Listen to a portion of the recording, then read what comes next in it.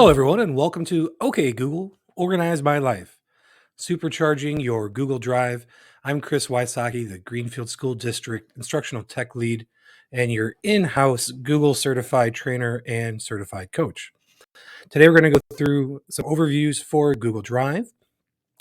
Because this is no longer an hour-long session where I throw some tips and then we get to work, I'm going to kind of lay it on thick, give you a bunch of ideas because you can always pause, go back and review. And on the slide deck and the accompanying checklist will be available to you through the one-pager you'll be seeing in the Living Library. All right, so Google Drive.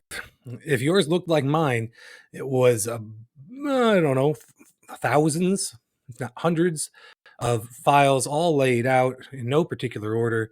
And when I tried to start organizing them, I found that I could not move them fast enough. And so, or I should say, I could not move enough of them at a time. I would actually freeze up the computer or Chrome trying to mass move all of my random files into a folder. So the thing you want to think about with Drive is that it's a lot like your closet. There is space in there for organization. There's method and patterns that you can create. But ultimately, every time you put something into Drive, you need to put it purposefully. Whenever you create something in Drive, you need to create it purposefully, both in how you title it and where you put it, to avoid having thousands of files all sitting right there on your main Drive page. So, let's go through some of the overviews of what Drive is and how it works, and then we'll talk about some more organization. So first, you need to know that you can change the way that it looks. You can have the grid view or the list view, and you'll see a little icon in the upper right corner above your files that allows you to go back and forth. This is just for your personal preference. List view displays product image with product information, and grid view gives you a grid of the images. And a small thumbnail, a little bit of information. You also have your starred and recent tabs that you can go through. Anything that you think is important, you can always star, and then you'll be able to find that in the starred tab. This is useful, but it can also backfire. Because the longer you work at a particular site or job and you think things are important, you start starring them, then all of a sudden, at what point when you're highlighting things, if you highlight too much, have you stopped actually highlighting because everything looks the same? Same thing with star. You don't want your star collection to get too big. So that means removing stars when things are no longer as relevant for you, or using the function loosely.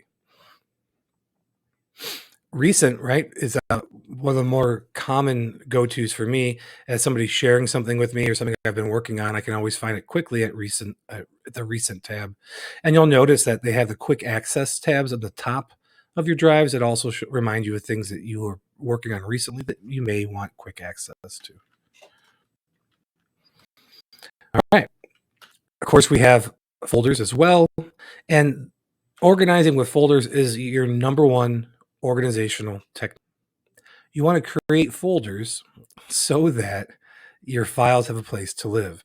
It's often better to open the folder and then create a new file there within the folder so you already have it organized. So you can create folders in folders. You can change the color of the folder, and that will only be visible to you. When we were originally starting the Living Library, Allie had color-coded, on my advice, the folders to make them coordinate. And then we found out through trial and error that the colors she assigned were only visible to her. Why that color change is nice, though, is that you can be in a shared drive and color code things that you want to stand out to you or that you want to have connected, and it won't affect other people who are also using that shared drive. You can star in whole folders as well, and remember the advice I gave previously about starring. Did you know that you can do an advanced search within Google Drive? Mm-hmm. You can search for certain files, when they were modified, who owns them, who they were shared with, where they may be located. So if you're having trouble finding something through your organization, you can do an advanced search as well. When you're sharing in Drive, I borrowed some of these photos from some of our fellow trainers. When you're sharing in Drive, right, you have that folder or the blue button up top, and you can change different groups of who you're sharing with. I advise you to use, unless it's very private information to share. Anyone with the link can view. Even if you pick share anybody in Greenfield School District domain, you think, oh, that'll work. We've had problems with people in the domain not being able to open or access files that you have correctly shared using share to anybody in Greenfield domain. And I'm not exactly sure why that is just now. So if you're worried about people being able to see it and you want to err on the side of transparency, go with the anyone with the link can view. Speaking of sharing, some of you may have noticed that you click on a link I provide and it forces you to make a copy. Did you know that there are actually several different ways that you can edit the URL to a Google Doc to give some different types of permissions or viewing experiences? So I'm going to click on this link here for you, learninginhand.com, a blog about Google tricks. Some of these I did not know originally. So when you're wanting to share a Google Doc and you want somebody to make their own copy, what you're going to do is on the top of the Omnibox where the Google Doc website is, you're going to remove the word edit and replace it with the word copy. This works with any of the Google Doc varieties, slides, sheets, and drawings. Replace edit with copy. Now that's a given. A lot of us know that one. One of the ones that I like is make a template. Now people can see what it is before they decide to make a copy. And so what do you do there? Same thing. You erase edit and replace it with template/preview. Now people will get a chance to see what it is you're asking them to make a copy of. Okay, so some of the other ones then, preview also gives you that option to preview and see something beforehand, and simply replace edit with preview. Make a copy. Make a copy with comments. I did not know this existed before researching for this presentation. Make a copy, and you get to also see the comments that have been attached to it, which is pretty neat. And then, did you know that you can prepare a PDF version? This one's a little bit more advanced, but you erase the edit and replace it with export ? Format equals PDF. You can also do that with Google Slides and drawings, but you do need to change the address.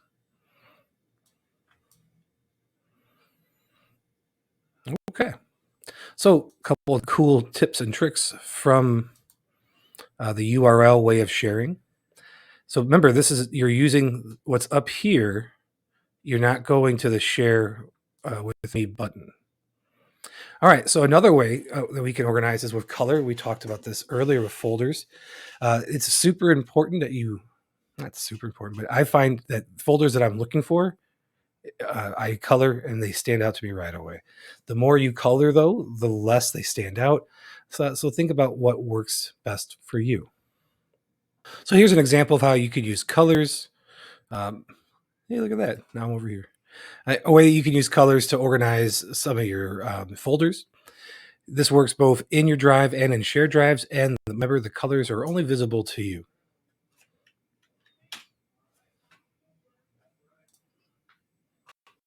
I'm just going to keep him here. You can also create new documents by simply typing in the Omnibox. That's where the web address sits. New doc, Google's.new, or docs.new for Google Docs. Google Sheets, same thing. Slides, same thing. Keep, which some of you use, which is a way to keep notes while working in the Google world. Forms, Google Calendar, some of you use that, and Google Sites, which we may start seeing more people using going forward. So if you want to do that, you just simply type that directly into the Omnibox. Let me show you.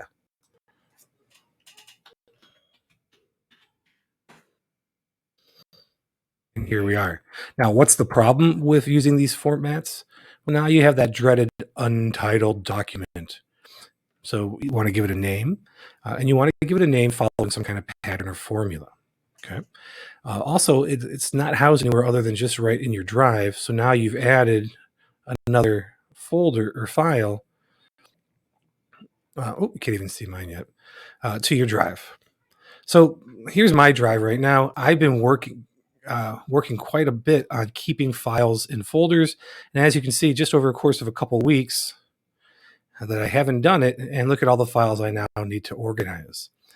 So what I've done is I've taken my teaching folders and files and put them into old files.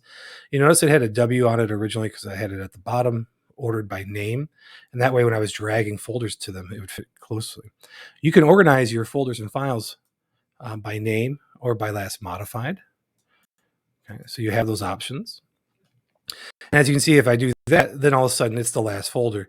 And what I was doing for, I don't even know how much time over the summer, was copying 20 or 30 files at a time and dragging them into that folder.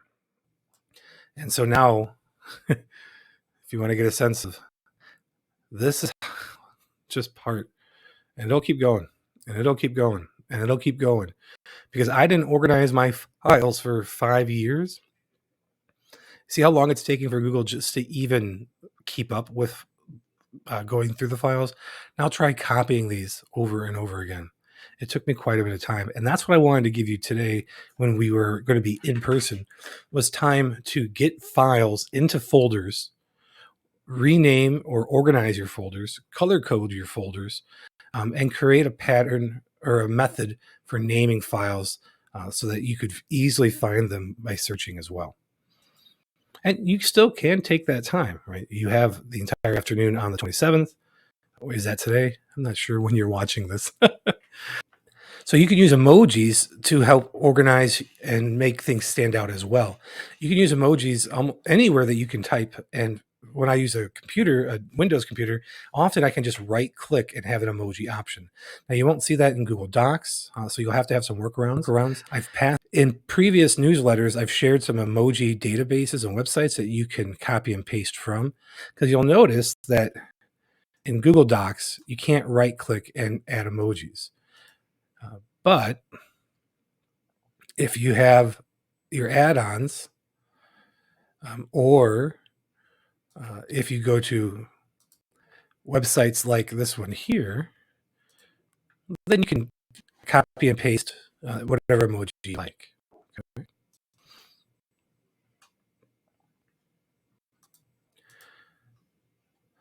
So in folders, we would do the same thing, right? We could rename it. And now look, there's my emoji option. I can add an emoji right there that way. This is something that I think we're starting to see more and more of, but it's just one of those options that you forget you have. You can add emojis. You can use them to help differentiate and make things stand out. You may have noticed in some of my emails to you that they've started to have emojis in the titles. It's not just fun, but it does make things stand out. So perhaps besides not just color, you might consider also having emojis so you can visually see what things are. Okay. So you can do that with shortcuts for both Windows and Mac. And if you want to do it on a Chromebook, you have that availability on the keyboard that pops up, as well as, like I said, copying and pasting from some of the websites given. Okay. So if we hadn't already stopped and worked on some of these tasks, I would have given you this checklist. And in this checklist is a list of things I would hope that you would do in order to clean up and organize your drive. So let's look at some of them together. Step 1, review your folders. Do you have any empty ones that can be deleted? Create a master folder for things like meetings, events. Click on the folder and create a new folder from them. That way, click in the folder to start files. That way you already have them organized. So when I took on the coaching position this year, I created the folder ITL, Instructional Tech Lead. And then inside that, I have different folders based on what I want. And as you can see, I've already gotten so many free range files, just like that closet you have at home that can completely organize and keep things looking nice and sharp and clean.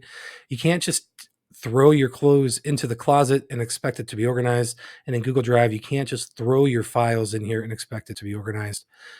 You do need to consciously think about where you're putting things as you create them.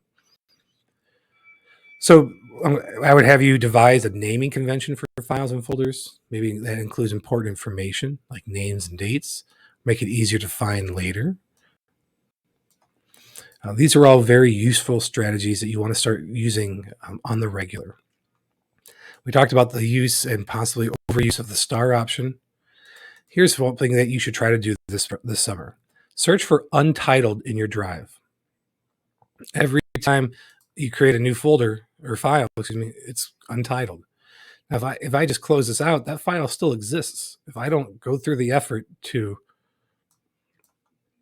actually remove it,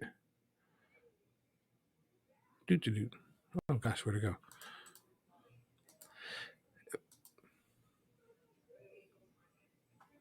I can't even put the trash in. Okay, let me type something in it. All right, now we can remove the trash. How many times do you ever do that, right? Probably not much. Go over there, Chris. So let's get rid of those files. They're just clogging things up. Color code your files, right? Right click on the folder to change the color on it. Review your shared with me section. We do a lot of file sharing. And you're probably just used to going, share with me. Okay, now I can search for the files that I need. Hey, look, an emoji. Well done, English team.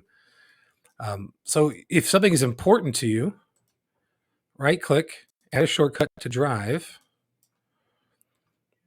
and let's see, that's senior capstone. I'll just add to senior portraits, senior. Now it's not just hiding in this, miscellaneous folder. It will be right where I need it in my folders over here. Create workspaces through the priority tab. This is one of, I think, the most underused and awesome parts of Drive. I've already created a video in the past and shared with you how to do that. So I'm not going to reinvent that now.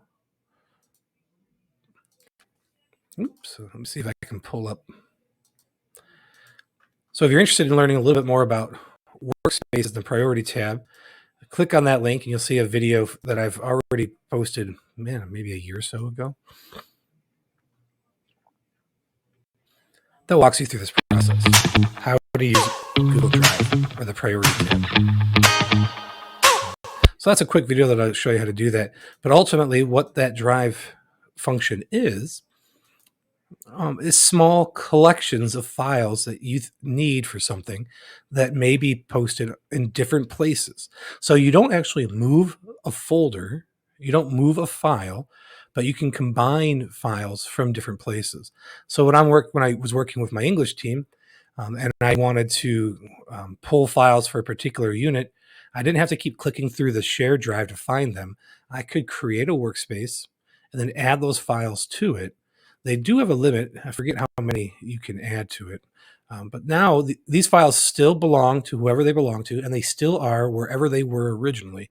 I have just clustered them together for ease of access. Okay.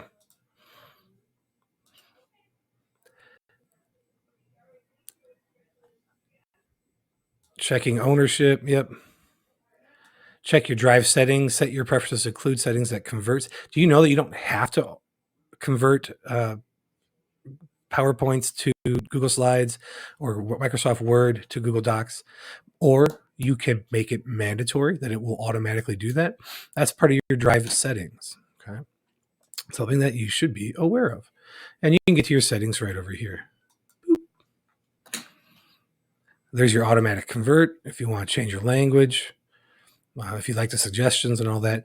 If you want to get more information on a particular file, let's see here. Oops. You can choose to preview the file, by the way. You can choose to view details or the activity on it. And you can keep this up. Now you can see the details of it, who has access to it. size of it, where it's stored, all that good information. You can see activities on it, what's been going on. And if you're using the approvals option in Google Docs, you would see that there as well. Okay. All right. So between all those tips and the actual work time it would take for you to go through and organize, that would have been our basic session. Since we have a little bit more time, I thought, well, maybe we can talk a little about Google Classroom for the end of the year. Okay, so you're going to want to archive your classes once your grades have been finalized. Don't archive them before that. So that means after the last day of students can be in the building and you're about to submit your grades and you're going through that process, that's when you can, if you have time on that day, go ahead and archive. So Eric Curtis, who is a phenomenal Google trainer, gives some information here that you can use to archive old classes. It removes the class from your main homepage. It freezes the class so no new changes can be made. And it still allows you, but here's the thing, it still allows you to copy and reuse old posts and assignments. Just because you archive something doesn't mean it's gone. In fact, you can unarchive it if you want to. So this is something you want to do at the end of the year. We wouldn't have done this on May 27th PL because we still have classes going on. At the end of the year, though, if you like the structure for your class, make a copy of it.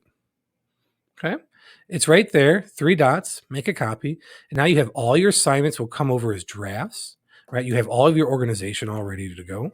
So if you like the way your course was set up, you have no problem reusing it. You can do that simply by making a copy. Did you know? I didn't. I never actually did that. I wish I would have known that or saw that sooner. I know some of you are using Screencastify. Did you know that you can post directly to Google Classroom from Screencastify? We already have the extension. Once you record your Screencastify, you can choose the share option and share directly to Google Classroom. So that way, if you need to give impromptu directions, maybe for a day when there's a sub, or you just want to clarify some work digitally and have them be able to look at it at their own time or after class, you have that a quick way to do that. Now, this tip is not for everybody. And I'm not saying that you need to do this or that it's expected or even best practices. But the Google Classroom app for your phone does allow you to have access to your Google Classroom from anywhere. And students, that might be useful while they're at home, if they're having Wi-Fi issues. If they need to upload work, they can take the pictures and upload it that way, which makes for things to be a little bit more convenient when it's a paper version. So use or don't use, right? If you're going to use it, though, you want to make sure that you have Google Docs, Sheets, and Slides as an app installed on your phone, since Classroom uses all those files. Here's a tip. Have your students add a profile picture to their Google Classroom in the beginning of next year as a way to help you remember them. Okay. So by doing that, you can see who they are, and that will help you associate name and face and likeness. It also allows you to get a sense of who can follow directions and who's going to be, adding their own avatars, if you will. And just like we can use them in Drive, use emojis in your classroom. You can copy and paste them from emoji websites. You can use them as comment on feedback, right? You can think outside the box, right? Additional tip for my English and writing teachers: try using emojis for writing prompts or force connections to content. If you want, there's an emoji randomizer there you can use. So notice how emojis do make things stand out. And because your students are living in a world where it's text and image working together, it doesn't hurt to meet them where they're at and to incorporate that.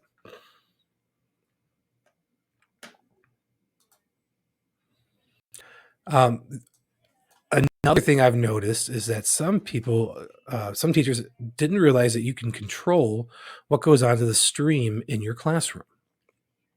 And so not only can you hide the notification, not only can you limit the kinds of notifications you get in email from Google Classroom, but you can also limit what goes on in the stream. So to do that, in the class itself, click the settings icon, and then scroll down, stream. First of all, do you want students to be able to post and comment there? That's kind of your personal preference and based on the culture of your class. Classwork on the stream. We don't want the stream to be cluttered with things you're posting in the assignments. I always have hide notifications for classwork on the stream. I want the stream to be a banner of things that are just pressingly relevant that pop up when they join the classroom. Here's also, though, if you're going to have parents' emails, guardians assigned to students, you need to make sure that you actually turn them on. Okay? You have to turn on guardian summaries. So any student who's been connected with a guardian email, they will get emails about what coursework is going on, what's due, all that sort of stuff. Parents do not see the classroom the way that you and the students see them. They only get summaries if they've been attached. Okay. And so that is some of the ways you can organize your stream. Speaking of organization, you want to have some organizational structure that works for you in how you lay out your content, right? Whether you go week by week, unit by unit, subject by subject, or maybe you have them by warm up, daily work, classroom materials. It's always nice to have a resource or material section. And each site does have some specifications about what you're supposed to have and how you're supposed to set this up, and even maybe how you're supposed to name your Google Classroom.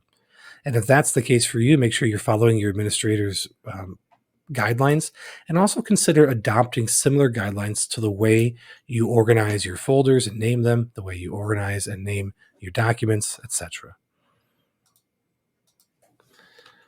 All right, ladies and gentlemen, I feel like I've been talking directly at you this whole time because that's exactly what's been going on. But through our one-pager, you'll find links both back to the slide deck, to all the handouts and the visuals as well.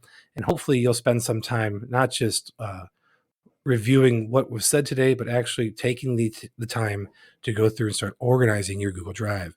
Get it organized now at the end of the year so that when you come back next year, your brain will be clear, your Google Drive will be clear, and you'll be able to stay organized by making sure that every time you put something in your drive, you're thinking about what to name it, where to place it, so that you don't have an unorganized Google Drive.